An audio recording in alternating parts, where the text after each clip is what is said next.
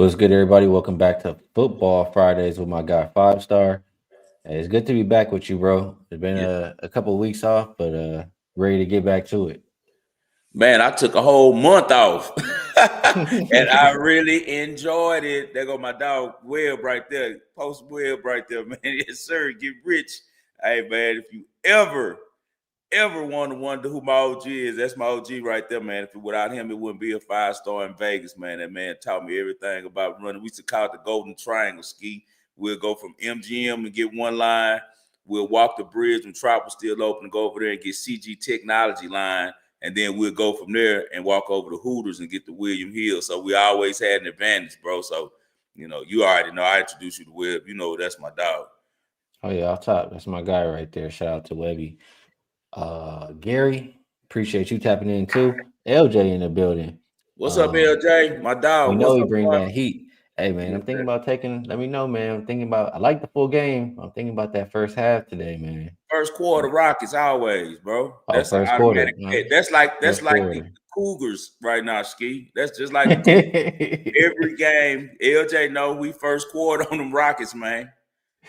All right, so maybe first quarter uh, on the Rockets as well. Yeah, Good to see my guy in the chat. All right, let's talk a little bit of football, man. let's do it. We got college football, a little bit of NFL. We have one game for tonight, so we'll start right there. That looks like Hawaii and UNLV opened up -2.5. Three, we'll call it three right now. Yeah. Total open 64.5. I'm saying mostly that. I know we're not looking at too many totals, but UNLV, that's right here. If I'm not mistaken, bro. They haven't been as good this year as the past year, and they haven't been covering when they've been at home lately. I want to say their last four is home favorites. They failed to cover. So, are we looking at Hawaii plus the points here, or what we thinking about in this one? I like to Hawaii to win straight out initially, but now you know our tactic. We're gonna go to the first half, Ski, because we don't want the jank to start at the end. And the reason why is UNLV is a really scrappy team, bro. They've been able to find ways to win. You say that they're not as good this year. I think that they are as good. It's just a different style of football they're playing this year. Under Dan Mullen, they're more of an offensive team. Last year, they were more of a defensive first team, and that's the difference. And defense wins championships. So with them having a offensive-based team and a really bad defense this year, it's kind of like they're in a lot of shootouts, and it always comes down to the end. Got to show some love to Anthony Calandria. He transferred over there from Virginia. He's done a great job of being able to find ways to win these games at the end. Like, I thought they were dead last week against Utah State. Utah State, they missed the field goal in overtime. UNLV had the ball first, missed the field goal, and still won the game. So Jank has been on them boys' side this year, but their defense is horrendous, man. They're allowing 448 yards per game. That's 130th ranked in the FBS. They're allowing 265 yards per game passing, also giving up 185 yards on the ground and allowing teams to score 31 points per game. That's not a good matchup when you got a team like Hawaii with an offensive-minded head coach who used to actually be the quarterback at Hawaii, and now he has a really good freshman. Hawaii loves those little small left-handed quarterbacks. You've seen them with Tua, with Dylan Gabriel. They have another one now with Micah Alejandro. People don't realize also that Hawaii is really big on football, man. That little island loves the game of football. They produced a lot of pros on the defensive line and a lot of quarterbacks. And this kid is in line to be the next great one, at least for us in college, man. And he's done some numbers this year, 2,380 yards passing, 18 touchdowns, 7 interceptions. And that's what he has to be careful about, because UNLV is one of the better teams in the whole country when it comes to turnover margin. They're 19th ranked at +7. And then you look at Hawaii, they're 101st in the FBS with turnover. They have a -4 turnover margin. That's what they have to be careful for. That's what we're going to cut this game in half. Hawaii tends to start fast. Also, Hawaii has a really good red zone offense. They're third in the country red zone. They score 97.1% of their time with red zone opportunities. So we got to roll with that. We also know that Alahado also does really well at getting third downs, man. They're 24th ranked and being able to convert 46.5% of the time they're converting their third downs. Look on the other side of the ball, UNLV, man, really good offense, 17th ranked They get 460 yards per game, passing their 43rd, 20th running the ball, 201 yards. And that's going to be the key for them. They got the 2 Jadens over there. I like both of their Jadens. They got the running back over there, Jaden Thomas. Yeah, Jaden Thomas. And then they got Jaden Bradley at wide receiver, tall, lanky kid who makes plays down the field. This is probably going to go over, Ski. I saw 61.5 last night and jumped on it. I don't know if somebody had banged it down, but now it's right back up to 64. So that's what I got. I wouldn't suggest playing it, though, because Hawaii does do a good job of controlling the ball and time possession. So if they get some long extended drives, we might not get there. But I do take Hawaii first half plus 1.5. I'll ride with that.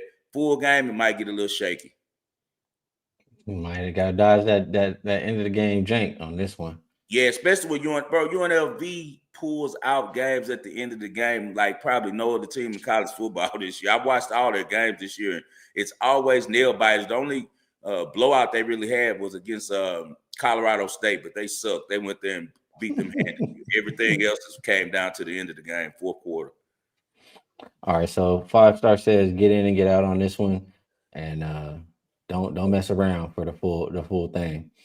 All right, next game up we have Kentucky and Vandy, and this one has been moving. Opened up 9.5. I'll call it 9 right now. Total went from 53.5 to 54. These are two teams can't say I have that much knowledge about. So I'm gonna kick this one straight to you. Are you rocking with the big underdog, the big home dog, or the road favorite to get it done? You got it backwards, or maybe I said to you. No, I said to you right. It's Kentucky is getting 9 on the road. Oh, my bad. It's all good. Fix that. Yeah, Kentucky's getting 9 on the road. Vanderbilt has been a good team this year, man. Their best team in a long time. They got, the great value version of Johnny Manziel over there in Diego Pavia. As you guys know, we talked about it previously on my channel and on here with Ski, that he was good at New Mexico State. He brought his winning ways to Vanderbilt, just a kid with a lot of heart, and the team rallies and plays hard for him. Really good running back over there as well. Solid defense. Tight end is going to play on Sundays. On the other side of the ball, you got Mark Stoops in another year with Kentucky. He's had one of the longest 10 years in the SEC over there, and he's finally getting some quarterback play. That's been the problem for him his whole time there, is finding someone who can really hold down the signal caller position. And they finally got a good kid in Cutter Bowley. He's been turning the corner ever since that Georgia game. And the Georgia game, he showed up. He played really well. And as you saw last week, I think that was week before last. We've been in the last 2 weeks in the group, but week before last, you remember I sent you Florida game, and they won straight out at home. Florida money line against the money line against Florida, and Bowley had a really big game. I think that continues. Vanderbilt has to be a little bit drained emotionally and physically. They come off of a really strenuous overtime game against Auburn when they lost that game a couple times and were able to still pull it out. They got to be kind of sleepwalking in this game. Also, a look-ahead spot for Vanderbilt is their biggest rivalry game is next week as they play Tennessee, for all of the bragging rights in the state of Tennessee. And this is the first time, and probably one of the few times I'd say that in the many years of that rivalry, that Vanderbilt actually has a chance to win the game. So I think that they'll be definitely looking forward in that one. Really good coach, as I said. I love the coach over there. Clark, he's a really good coach for Vanderbilt, man. It's just still, with that said, this is too many points in a conference game to lay, and especially with Kentucky fighting hard to get a bowl game. And their defense is always solid under Mark Stoops. He's one of the better defensive designers in the whole country. So give me the points, man. I think Kentucky can actually win this game money line, but for sure, I'll take the 9 points. All right, and last but not least, we have Missouri at Oklahoma. -6.5 there. Man, the -6.5 and the 42.5. I mean, I'm looking at some of these numbers. Looks like Oklahoma just more of a defensive team. All their games just go under.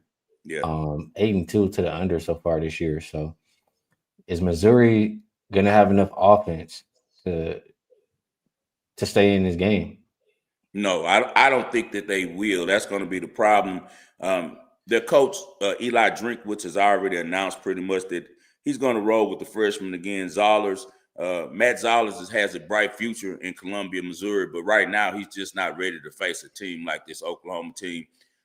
Clemson's fall off coincided with Brett Venables leaving a great defense that he had at Clemson and taking all his style of play calling to Norman. He's a great defensive coordinator. They kind of remind me of the Texans. They got a head coach who he's pretty much a DC. He's a good leader of men, but his side of the ball is defense, and he does it so outstanding. Now they are finally getting John Mateer a little healthy. He's the perfect quarterback with the defense that they have because he's a playmaker. He had broken his hand early in the year. Remember, we faded him and took Texas and were able to win. But now his hand is healing a little bit.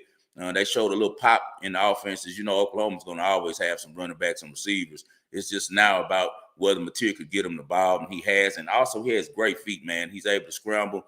I think that they're going to have a lot of energy coming off of going to Alabama and getting the biggest win in a long time for that school. So give me Oklahoma laying the points. I just don't see how Missouri scored. They're talking about Bo Pribula might come back, and if he comes back, it's going to really be a blowout because he's a run-first quarterback, and he's coming off a dislocated ankle that somehow was gotten repaired, and he's ready to play. They're saying already, but I got to believe he'll be a shell of himself. I think that the kid Zollers is a better passer than he is. So regardless of who's ever under center, this is a short number under 7 points with such a dominant defense. Oklahoma gets to the quarterback, leads the country in sacks. Just a dominant defensive line, man. All types of playmakers on that defensive side. And as I said, Brent Venables just does a great job. He's the closest thing you're going to see to an NFL defensive coordinator in college football. All types of exotics. He confuses quarterbacks, and Missouri already struggling to score. They do have a great running back over there in the transfer from Louisiana, Monroe Hardy. But I think that they're going to shut the run down. I don't see this game being close. I'm actually taking Oklahoma first half and for the full game. I like it. I like it. Good stuff on that college football. Man, we can move on. My bad. I got a little something right there. Let's decline that. Yeah, now we can move it on over to some NFL, man. You know, I like the pros, man. You like that circus on Sunday? Give me the circus. Yeah, want that circus. I'm gonna go to Seattle and Tennessee first. This one opened up 12.5, looks like 13. Total came down from 42.5 to 40 or 40.5. The Seattle team has been impressive. You know, I had questions about what Darnold would look like when he came over, but picking up right where he left off, seems like they can put up points on pretty much anybody. If I'm not mistaken, yeah, Seahawks, really good run defense. Pass defense, not the greatest. So for a guy like me, first thing that pops in my mind is, you know, I like pass attempts. I'm looking at Cam Ward. I didn't really look at it before we brought it up, but I mean, before we brought this game up. But how are you looking at Seahawks and Titans? 5? Well, the Seahawks are one of those few teams. Mike McDonald has no leaks in his locker room. Even with the public on their back, I always say good teams win, great teams cover. Special teams win with the public on their back, meaning that there is a high percentage of the public betting on them and they're still able to get it done, man. Seahawks are 8-2 against the spread this season. They've been dominant against trash, bro. That's what they do. Against trash, they blow them out. I think they're going to be real upset after giving away that Rams game last week. It wasn't the defense. It was all on Sam Darnold going back to the pumpkin that I knew he would be, and he'll do it again in the playoffs. He just has a problem when he faces really good schemes and teams who know how to defend him on turning the ball over, man. He doesn't protect the ball in those situations. He's done a good job all year doing so, but not this year. I definitely like the Seahawks in this game. I think they're going to blow them out. I don't think that the Titans will be able to move the ball. The Titans have been the worst team against the spread in the league. They have covered their last two, but this was still against inferior competition compared to facing the Seahawks team that's going to be angry. Mike McDonald's going to have that team really fired up for this game because they feel like they should have won that game against the Rams last week. They didn't perform well, so I think that he'll have them hitting on all cylinders, and they'll come in this game prepared to get this game over with pretty early and sit the starters at the end of the game. So I don't know how Cam Ward can move the ball against Seahawks. Like, you have to run the ball. He's not going to be able to drop back continuously and throw against that defense. So young quarterback going against one of the better defensive designers in the league, I think McDonald really confuses him. And even though it's the NFL and it's really hard to lay this amount of points with Seattle, I would. I think the Seattle blows them out. Can't talk you off. And in a blowout, that would absolutely be good for Cam attempts. So, Yeah, um, exactly. Yeah, that's not good for you. What was it again? 32 and a half. Okay, 32 and a half. Yeah, I like that one. I like that one quite a bit. I'm pretty sure I'll be on that. Um, yeah, this next game, this one, I gotta talk a little bit about this one. If this Okay. was any other team in this situation for the Chiefs, I would be running to the window to go bet the Chiefs. The reason I don't like necessarily this situation is, from my memory, the Chiefs' weakness has mostly been the run. Um, the Colts have a really good offensive line. They got Jonathan Taylor. They run in on everybody, so that makes me nervous to go hurry up and go bet the Chiefs. So I'm curious. I know you one of the guys who'll be right there with me, ready to bet the Chiefs. Is that what you're doing in this one? Yeah, it's a must-win situation. Kansas City can't afford to lose any more games. It's down to 3 right now in Vegas. I just saw, what's up, my brother? I just saw it at -3, -120, and I hopped on it, sent it to the group as well. I just feel like the Colts have played a really cupcake schedule. If you look through their schedule, they haven't had a lot of hard games, man. And the 2 games that they lost on the road were to the Steelers, who is just a decent defense, but it's more about the home field advantage. Those terrible towels. And you got Daniel Jones coming in there, man. Daniel Jones, much like Sam Darnold, he's playing well this year. He has really good coaching. They're doing a good job at helping him with his mechanics and making him make sound decisions. But when everything goes chaotic, he's going to turn back to who he is. And that's what I worry about in this game if I was be a coach backer, which I'm not. Also, when they went to the Rams, same thing. He put them in position to win, but they couldn't get it done on that final drive. They had the ball and the opportunity to go tie the game. What does he do? He turns the ball over. So expect Steve Spagnuolo to expose Daniel Jones this week. They're going to shut down the run. And LJ, he loves those first quarters. He say Coach first quarter. That's a good call probably. But as the game goes on, I'm riding with the Chiefs. The Chiefs cannot lose another game. Patrick Mahomes is not going to let them lose another game. And as I said, the Colts are a little bit overrated, guys. All you have to do is look at their schedule, look at who they play and who they've beaten. They have not run into any world beaters this year. I mean, they beat Denver at home, but they cheated. It was they called a field goal back and gave the Colts a second chance, bro. If it wasn't for that, they would have lost to every team that they faced this year. They had a winning record outside the Chargers, bro. So, and the Chargers, I don't consider the Chargers as a real threat to, in the playoffs as well. I think they have so many holes in their team, and they were really beat up at the time when they played the Colts. So on the road, I'm not taking Daniel Jones to go to Kansas City and win, and it's a must-win situation for the Chiefs. Give me that Mahomes magic, as my boy just posted, man. For sure, give me the Colts on this one. And we could talk about a couple bit more. We're on 18 minutes. I got about 12 more minutes. We could chop it up a little bit more. What you think about the Panthers at the Niners? I think I'm pushing the button on Bryce Young. My guy's turning the corner and being the quarterback and the leader I thought he would be coming out of Tuscaloosa. He's always been a good player, man. He just had to get his confidence up and get a team around him. And now he has my guy, Tatario McMillan, who I've been raving about since he was in Tucson. I remember tagging Lance Zierlein the first time I seen McMillan play, maybe 3 years ago, I want to say. Just an unstoppable force, and he's a kid he's just like Puka Nacua. They don't even watch football, Ski. They don't even like football. They just ballers. Some dudes, they just get on the field and compete, and he's one of those type of guys. He's becoming a real wide receiver 1 for that team. I also like the job the Canales is doing with getting that team to run the ball with Rico Dowdle. I also like how their defense is playing. And I know Brock Purdy played well last week, but how I am about these quarterbacks. Certain quarterbacks, I'm going to fade because sooner or later they're going to come back to the mean. And Purdy is one of those guys. 49ers got a whole bunch of, people hurt on defense, man. Both their leaders are out on defense. So they're missing Bosa and they're missing my guy in the middle, that linebacker, who's the best linebacker in the whole country, Fred Warner. So I like the Panthers to stay in this game and maybe even win straight out. Ski, what you think about that one? I'm not gonna lie, I haven't even looked at that game. I had to look like, do they even play? Yeah, that's why I haven't looked at it, because they play on Monday. I'm gonna take a page out of your book. That take it day by day. Yeah, I ain't even on Monday yet at all. But I'm gonna tell you a game that I did like, and you probably not gonna like it. Okay.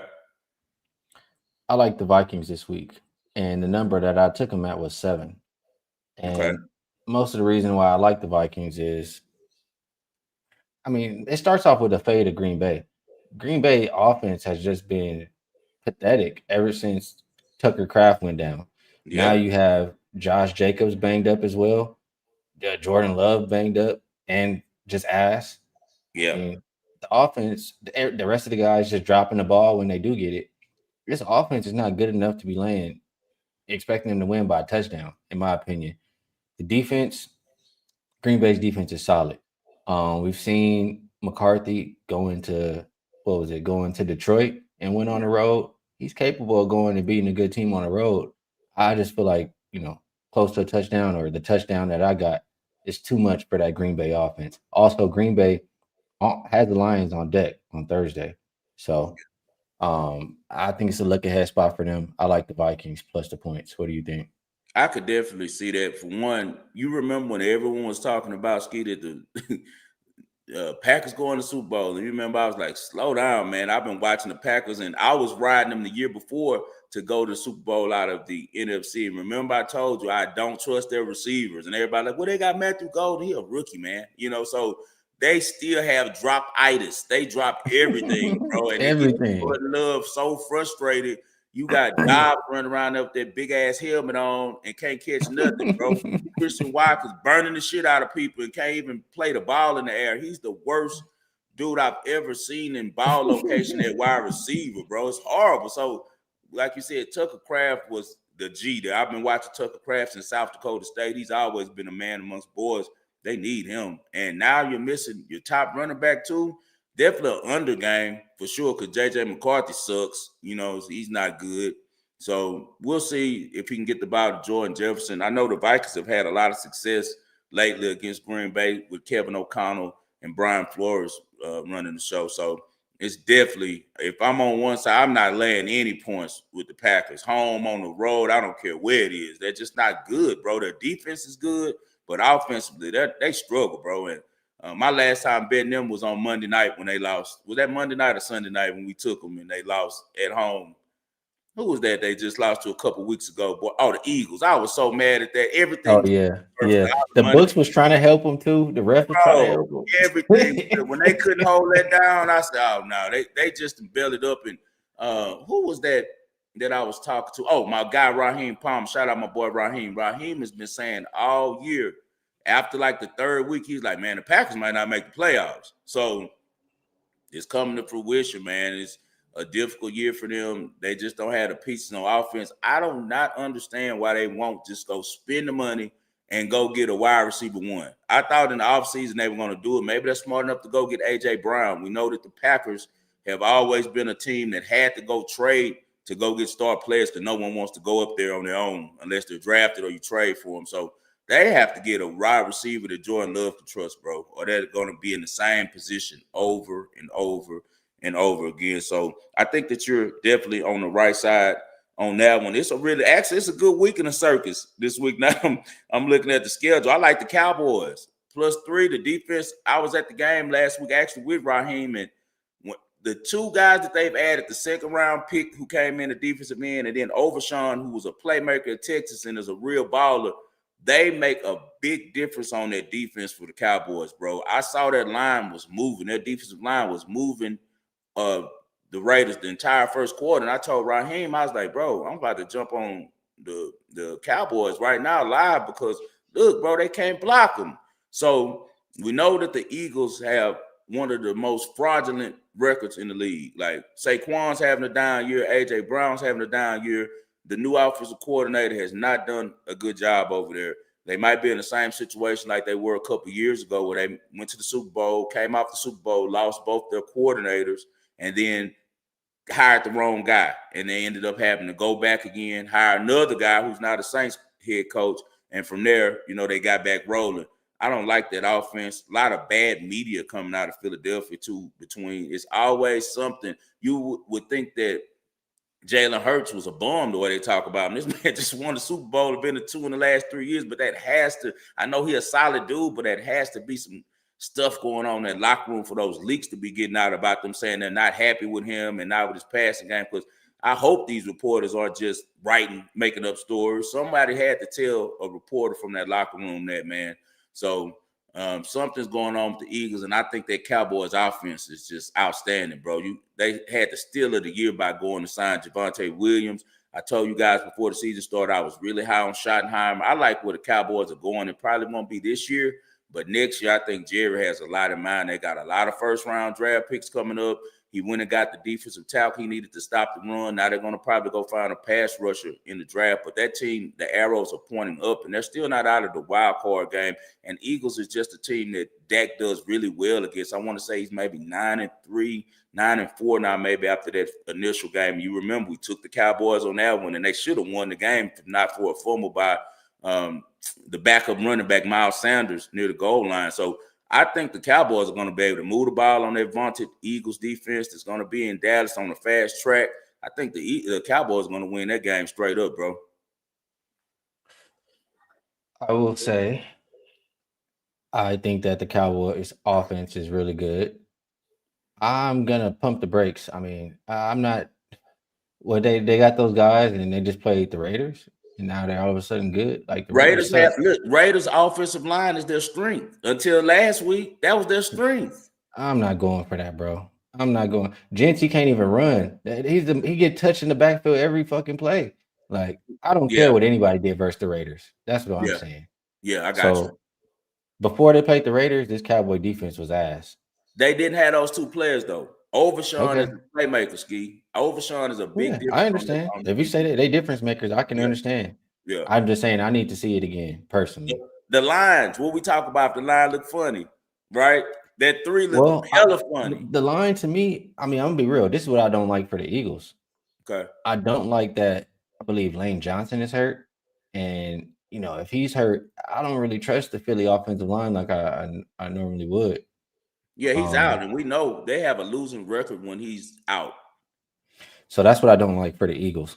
Now, with that said, if you tell me Dallas defense is going to look better, if those guys can be, difference makers, and they can get after Jalen Hurts here, then I think this game goes under because I like the addition to Philly's defense as well on a D-line.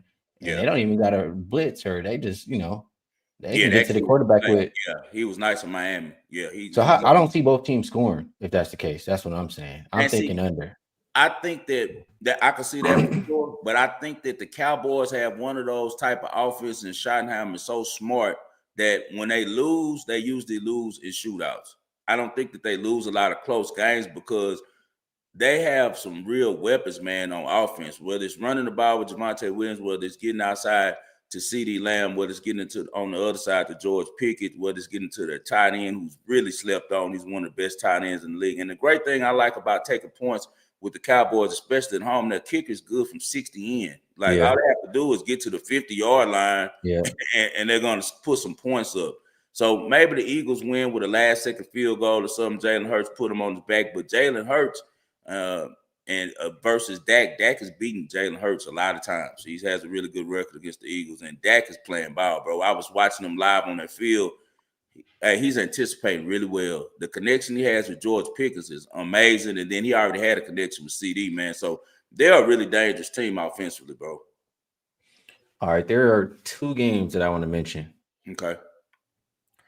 I was on Jacksonville last week versus the Chargers, and it's more so just a fate of the Chargers and the teams that I know that they can't have success against.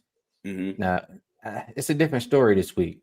Like, Arizona's offensive line is going to be better than what the Chargers put out there. They can actually pass block. Arizona wants to pass. All they're going to do is pass. They don't even have a run game. Right. That's the Jaguars' weakness, their secondary. Yeah. So because of that, I think Jacoby can do enough to keep him in the game or win the game. Like, I want to bet Arizona unless you have a reason to tell me not to. I'm always fade Trevor Lawrence. I feel like Liam Cohen and Ben Johnson are both in the same situation. They're tied to these big-name quarterbacks who got so much love. Trevor Lawrence has the money. They gave him the bag, so he's kind of stuck with him. Caleb Williams is on a rookie contract, so the Bears want him to figure it out with Ben Johnson. But neither of those quarterbacks fit what those guys like to do. Liam Cohen was a beast with the Bucs. That's how he got this job, and he's done a really good job with a limited roster over in Jacksonville.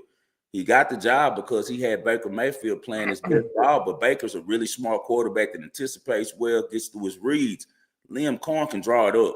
Trevor Lawrence can't read defenses, bro. He's always been like that. He's a guy who turns the ball over too much. He doesn't see the field well. He doesn't anticipate. He always throws the ball late because he's so afraid of throwing an interception. He throws interceptions. He never throws guys open. He's been like that since Clemson. And I told people when he was coming out, and they were like, oh, he's the next Andrew Luck. I'm like, dude, you just saying this because he got long hair. He's 6'5", and he's kind of run like a 4'6".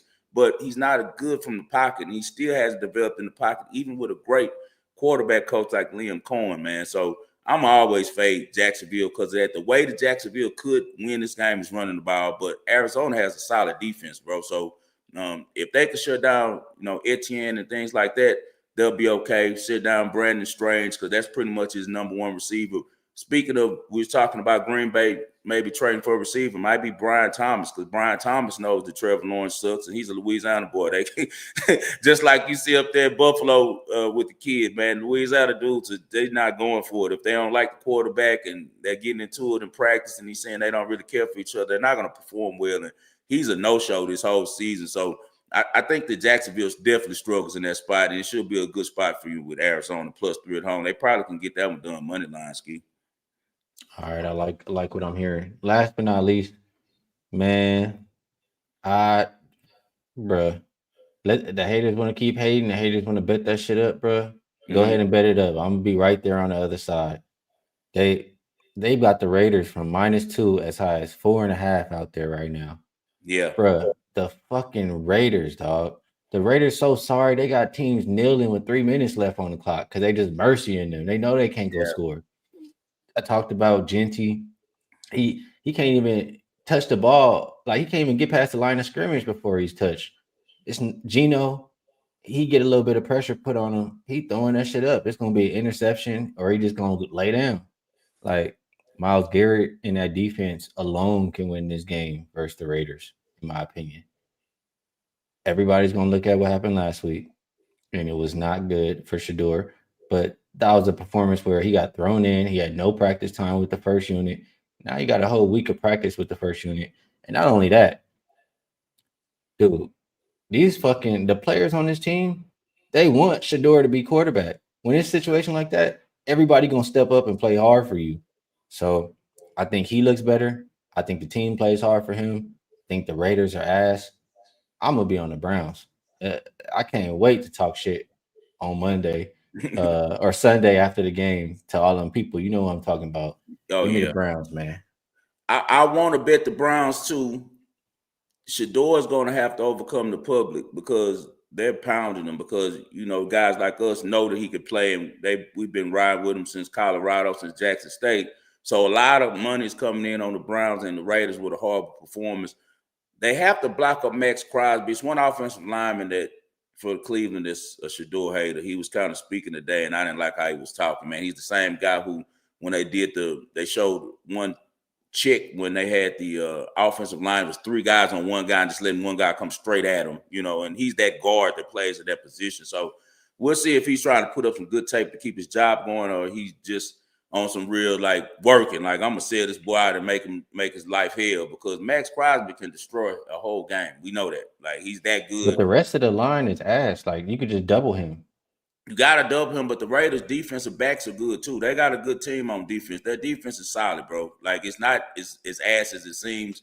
They're pretty good, but Shador has shown in the past his ability to raise his game up in these positions. I remember his first game at Jackson State. Don't get me wrong, I know this is not college, this is the pros, but that's all we have to work with as a template.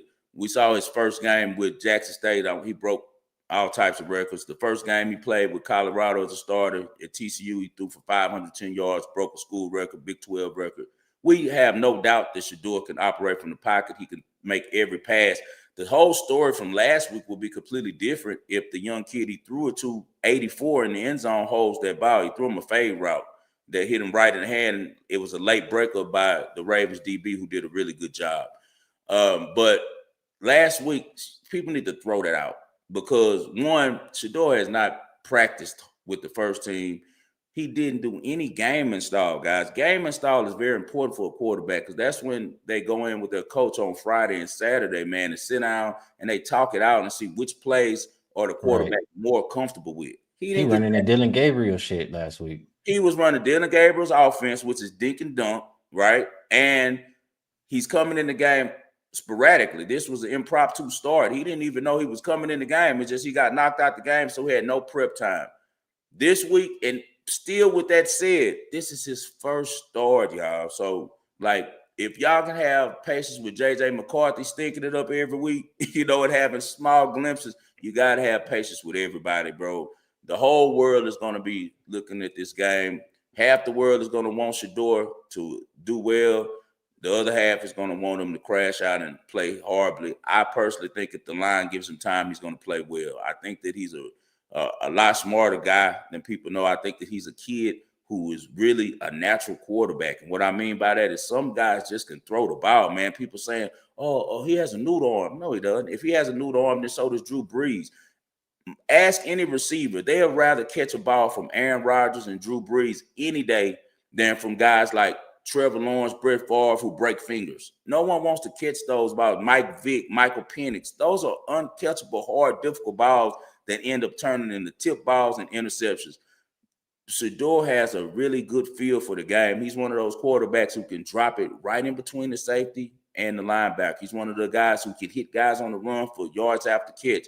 So as long as he gets a good game and style, hopefully Stefanski steps out the way and says, you know what, man, everything's set up. The world is moving this way. The way everything's going in life, I have to coach this kid right. It's nothing, no way I can get away from it. And he gives him the best game plan that goes with what he does. And if he does, I think the Browns will win comfortably because Shedeur is a really good passer, bro. They just have to give him a game install that goes with his game, which is airing the ball out, back shoulder passes, crossing routes, skinny post off the line. He excels at those, man. I watched him do it every week in Colorado. No one can tell me about if Shedeur Sanders can play, Ski. You or I. Because, one, you know how much I love quarterback and watch film, Ski. I'll be the first one to talk about, man, he's not a pro. He's not good. He's the reason that that Buddy Travis Hunter won the Heisman, bro. I watched every game. Travis made no difficult catches. The most difficult catch he made all year was a back shoulder pass that Shedeur put on him because the play before Shedeur had told him, look, man, catch the damn ball. They had the mic up, and he was like, catch it because he had dropped one right before. He forced it on him. Just a whistle. Hit him in the chest, and Travis catch it with one hand while the defender was all over him. That's the toughest catch he had all season. Shedeur is one of the best ball placement quarterbacks I've ever seen in college football. That's why he has three other receivers that are in the NFL right now. You got Webster at the Ravens, Weaver at Arizona, and you got the kid at Carolina. Go watch the film and watch how those passes were coming to them. They were catching them on skinny posts where they could run after the catch, crossing routes. They didn't have to stop. They didn't have to turn into that thing. Go routes that perfect on the back shoulder. He has a knack for ball placement, and if Stefanski uses him right, he's going to excel. So hear me out on this. 5. Stefanski has no choice but to do what he needs to do, because if you don't, you lose the entire locker room. This is the quarterback that everybody wants to start, and the everybody being on him, like, this is one of the games you don't got to worry about that shit. I hope look not. At look at the Raiders last game. Everybody's on the Cowboys. Why? Because it's an emotional thing going on, right? Yeah. They go out there and play. It's fuck that shit. The Raiders are too sorry to even be helped. They can't get help, right? The Browns, it's the same thing. Everybody wants to play for him. You're going to get a good game plan. You're going to get everybody playing their best. It ain't going to matter that whoever's on the Browns. We always talk about that, how much it's two positions that can help a team really in football. A quarterback automatically makes everybody play better because you have an opportunity to win. Even exactly as we saw last week, even with that piss poor early performance, him and the receiver were off base, he throws an interception right to the Ravens. That last drive, and Brian Baldinger did an excellent job. If you guys don't follow Brian Baldinger, follow him on X. He always shows film and breaks down film the way that I like to watch it. he showed that last drive was superb by Shador. He still had the heart to put them in a position to tie the ball game up, man. And you're saying that Stefanski is going to call the plays, but I hope so. We'll see. But quarterback makes everybody play better. Defensive end, a sack defense being makes the defense play better. But a quarterback makes the whole team play better, Ski. So I'm looking forward to it. I wanted to go to the game. You want to go? I ain't gonna be here. I'm gonna be out of town. Okay, safe travels. You going to LA for Thanksgiving? Yep. Okay, man. Make sure you tell everybody in the family hello, bro, and y'all enjoy that. What do y'all cook for Thanksgiving, Ski? I'll be having all kind of shit, bro. I get the traditional shit at my mom's side, like the greens, mac and cheese, ham, whatever, all the traditional stuff. They might throw in a non-traditional dish too, but I got a my stepmom is Jamaican, so I get a Jamaican Thanksgiving too. So you get I my get like my wife gonna cook. I get all of it, bro. Yeah. Okay. Hey, Ski gonna gain about 10 pounds by this time next week. Well, all the family know during Thanksgiving it's time for 5-star seafood dressing. It's the best in the world. You ain't something before. It's I'm gonna come back, my bro. wife cooked it. Save me a little bit. Yeah, I got you, bro. You know that. You know I got it, man. We're gonna have them oxtails in here. We're gonna have, that. We don't really do turkey. We sometimes I used to fry turkeys, but man, we kind of over that. I'm cool on the turkey too. I'm cool on it. Yeah, I'm cool. But that dressing is what we on, man. And I already got some sweet potato pie stuff ready. But we about to go. It's Dean's birthday, man. So y'all in the chat, tell my son happy birthday, man. My little 5-year-old, man. He's in here. He got in the game. That's little 5, bro. We're gonna take him to Fountain Blue and let him kick it all weekend. And he's a car guy, so we're gonna watch the race and all that stuff. And Ski, I'll pull over there on you. You know that. For sure. Yeah, my guy Dean, man. Crazy. Yeah. He already 5 years old. But, you remember when Dean was little and born? Yeah, mugging. He was the meanest kid in history. Whatever it is, his sister changed Dean's whole perspective, bro. Dean, and I'll never forget the first time we gave her to him, he just started smiling and held her. Me and my wife looked at each other like he smiled. As you know, Dean is always thugging. That's how he used to be. But man, his sister brought a lighter side to him. That's what women do, man. That's what's up. Well, hopefully little man have a good birthday. Yes, sir. It's been great breaking these games down, chopping it up with you once again. We went through a few college football, went through a good amount of NFL. So it's about time to wrap it up, man. We usually go through a best bets. I know you like to do either a recap or, however you want to do it, and let the people know what else you got going on. Yeah, we're just doing a recap, man. I solid on all my plays. You guys, if you play these free plays, just play them 1 unit each, and that's all you're doing. You're going to make some money. Simple as that. We're going with Hawaii first half plus 1.5. I think they get a solid start against UNLV, but I would not be surprised if UNLV tracks it down at the end. I also lean on that one over 31 on the first half. I think there's going to be some points in that one. But I'm scared of the whole game at 64, Ski, because it's going to be heavily bet. And then if you got one team who gets the lead, they'll kind of slow it down in the 4 quarters. We saw yesterday, I think the easiest bet of the year was second half under on that Bills and Texans game after the first half, right? So I expect something similar to that when it comes to UNLV. So I'll play the Hawaii first half plus 1.5. I'll also be playing Kentucky. They've been a really high team. 9.5 is just too many points in a scrappy SEC game. They'll be going to Vanderbilt, and Vanderbilt is coming off a double overtime against Auburn. Also, I'm going to be rocking with Oklahoma at home. They haven't been a really good home team, so I think that this is a game they get a chance to kind of show the home folks something. Mateer is finally getting healthy at quarterback, so we're going to lay the 6.5 against Missouri, who's going to have a difficult time moving the ball on that Oklahoma defense. Then we went to the pros. I took Mahomes, but I took a money line. The most I would lay is 3. That hook can get you guys because, as we know, the Colts can move the ball. It's just that when it comes down to the witching hour, I think that's when Daniel Jones won't be ready, and I think Mahomes will. This is a must-win game for the Chiefs at home. Also, I took the Panthers. I definitely took them plus 7. That's one I'm going to play at the Niners. I think that the Panthers are a team that's on the rise, and I like everything that I'm seeing from them. And lastly, what was the last one that I gave out, Ski? Who was it? Let's see. Seahawks minus 13. Appreciate it. CX blowout city, y'all. Mike McDonald. I wouldn't fuck with the first half just because it just, it might get janky, but I think as the game goes, they're going to pull away. So let's go with Seahawks minus 13. That's a plethora of plays. I missed seeing you guys. I've been just chilling, man. You know how I get, Ski, when they get on that BS and people DMing me and worming me and talking crazy and asking for plays and all that, I just back up. I had to focus. I had the holidays coming up. Both my kids' birthday, my son's birthday is today. His sister's birthday is next Sunday. Ian's birthday is December 22nd. We got Thanksgiving, we got Christmas, we got New Year's. I got Noah coming to town. He's flying in. So I had to run my bag up. I didn't need any jank on it, but now I put the side. I went and made my money. I put it to the side so you guys will see me. I look at KC. KC, why you change your name?